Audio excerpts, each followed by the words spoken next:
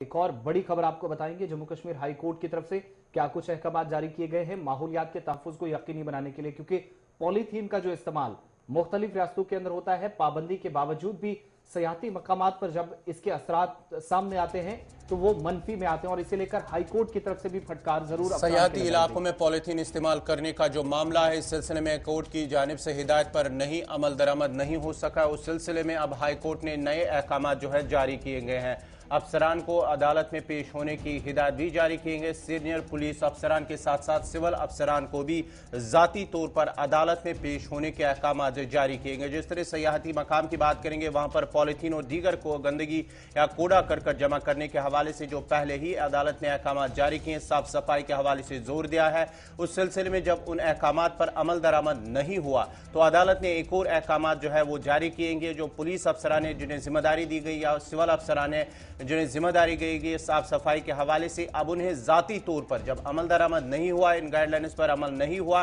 तो उसके बाद ही अब एक नया हुक्मनामा जारी हुआ है। उन्हें अहकाम हिदायत दिए गए कि वो जाती तौर पर अदालत में पेश हों। और बड़ी बात इसमें यह है कि मुख्तलिफ सयाहती मकामात पर पॉलीथीन का इस्तेमाल कैसे हो रहा है, धड़ल्ले से कारोबार चल रहा है, कारोबारी कैसे इस्तेमाल कर रहे हैं और टूरिस्ट वहां पर कैसे ले जाते हैं, बैन के बावजूद भी महकमा टूरिज्म की तरफ से अगर वहां इकदाम किए गए हैं। ये सब चीजें जब हो रही हैं तो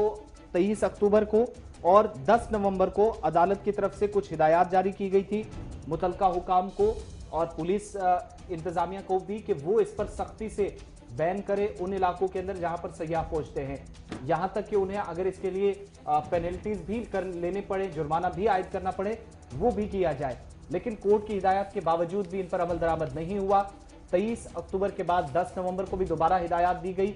अहकाम तो जारी किए गए, लेकिन अफसरान चाहे वो पुलिस या सिविल इंतजामिया के हो, वो इसे अमलाने में नाकाम रहे। और इस बीच आपको ये भी बताते चले कि अफसरान को वीडियो कॉन्फ्रेंसिंग के जरिए अगली समाअत जब होगी इस मामले पर, अदालत ने ये अहकाम जारी किए हैं। सीनियर अफसरान जो है वो अब वीडियो कॉन्फ्रेंसिंग के जरिए अदालत के सामने पेश होंगे। Senior superintendent of police Kathua,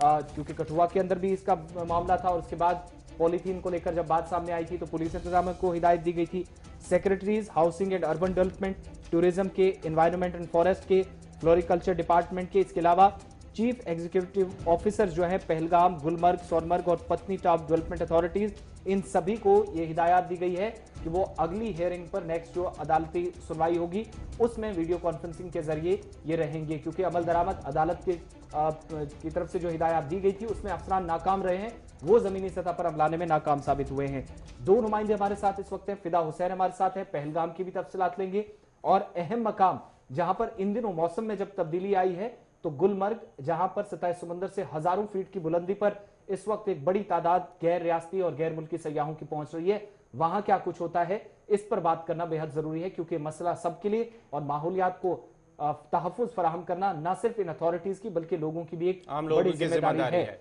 पहले इशफाक के पास चलते हैं। इशफाक, गुलमर्ग के अंदर क्योंकि अदालत की तरफ से यह कहा गया है कि सयाहती मकामात पर पॉलीथीन इस्तेमाल ना हो, इसके लिए पुलिस और सिविल इंतजामिया इकदाम करे, वाकई में कुछ हो रहा है गुलबर्ग में? ऐसा कुछ देखने को मिल रहा है या फिर बाकी मकामात की तरह वहां पर कोई गड़बड़ है? जी बिल्कुल आसिफ जी, आपने सही कहा कि अगर हम सयाहती मकाम गुलमर्ग की बात करें तो यहाँ पर साल 2017-2018 में एक सॉलिड वेस्ट मैनेजमेंट का प्लांट जो है नस्ब किया गया था गुलमर्ग में। उन दिनों chief executive officer Gulmarg development authority जो थे सईद हनी बल्कि, जो उन्होंने सदारत संभाली थी यहाँ पर, तो उन्होंने एक पहल की थी कि यहाँ पर सयाहत मकाम पर जो है सॉलिड वेस्ट मैनेजमेंट का जो प्लांट है वो नस्ब किया था। लेकिन 2019 में जो अगर हम बात करें कि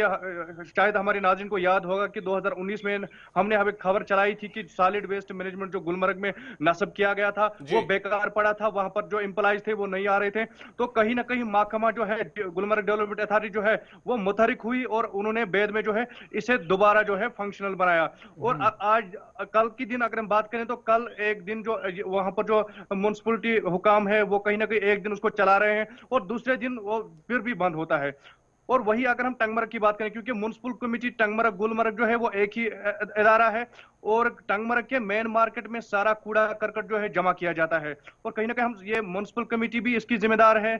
कि उनकी जिम्मेदारी बनती है कि जो लेकिन इशफाक, ये तो डंपिंग की बात हुई कि जब पॉलीथीन इस्तेमाल हो रहा है तो उसको डंप कहां किया जाए, वो एक अलग इशू है। सवाल यह है कि वहां जी जी। पॉलीथीन पहुंचता कैसे है? क्या इसकी इजाजत खुद अफसरान देखने के बावजूद भी, या पुलिस इंतजामिया के नाके लगे होते हैं, वहां से भी गुजरकर पॉलीथीन लेकर लोग चले जाते हैं?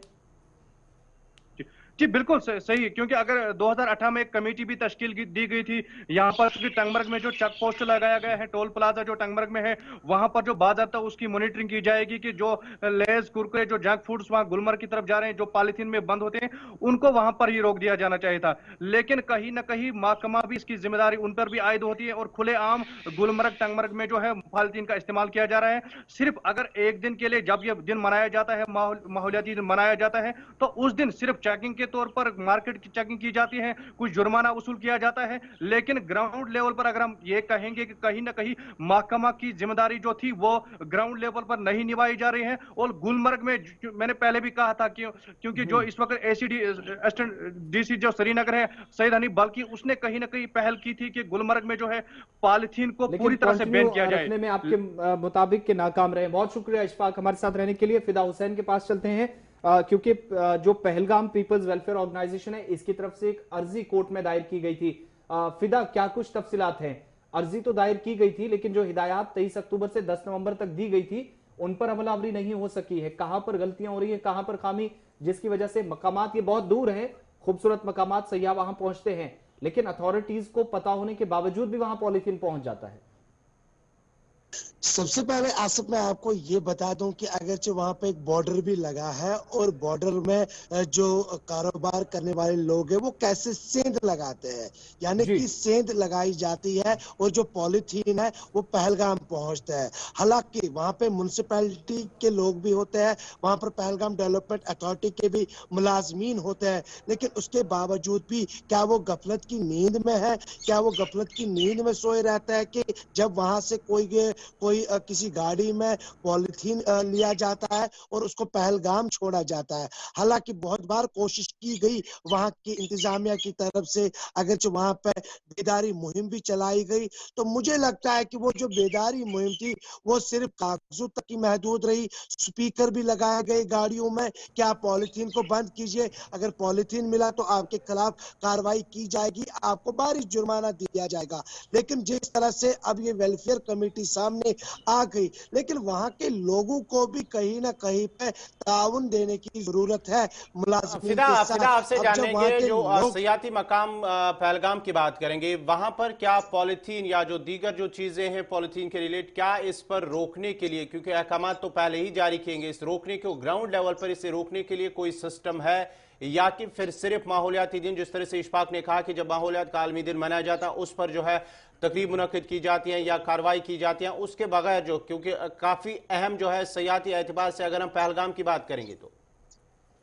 देखिए गौहर, तकरीबात की बात करेंगे, तकरीबात तो अपनी जगह पे चार दीवारी के अंदर या चार दीवारी के बाहर तकरीबात तो होते हैं, उसमें स्कूली बच्चों को लाया जाता है कि आप इस डिबेट कंपटीशन में हिस्सा ले लीजिए, उसके बाद फोटो सेशन होता है, उसके बाद वहां जाके माहौलियात पे बात हो जाती है। लेकिन बात वहीं पे आ जाती है कि पॉलीथीन को कैसे रोका जाए। अगर एक वहां पे नाका भी लगा है तो नाका लगने के बावजूद पॉलीथीन कैसे जाता है? कहीं ना कहीं पे मुलाजमीन जो है, अगर उनके खिलाफ कार्रवाई नहीं होगी, अगर मुलाजमीन के खिलाफ एक बार कार्रवाई होती है तो शायद कोई भी पॉलीथीन जो है वहां पर लेने के लिए जो है पहले ही वो सोचेगा 100 बार कि क्या मैं ले जाऊं या ना ले जाऊं। उनके खिलाफ 100 रुपए जुर्माना होता है, उनके खिलाफ 500 रुपए जुर्माना होता है। 500 रुपए जुर्माने की तो वहां पे बात नहीं है, लेकिन वहां पे माहौलियात को बचाने की बात है। अब जब लोग सामने आ गए, लेकिन लोगों को भी चाहिए कि वो मुलाजमीन का सपोर्ट करे, वहां पर पहलगाम डेवलपमेंट अथॉरिटी का सपोर्ट करे, वहां पर म्युनिसिपल कमेटी पहलगाम का सपोर्ट करे।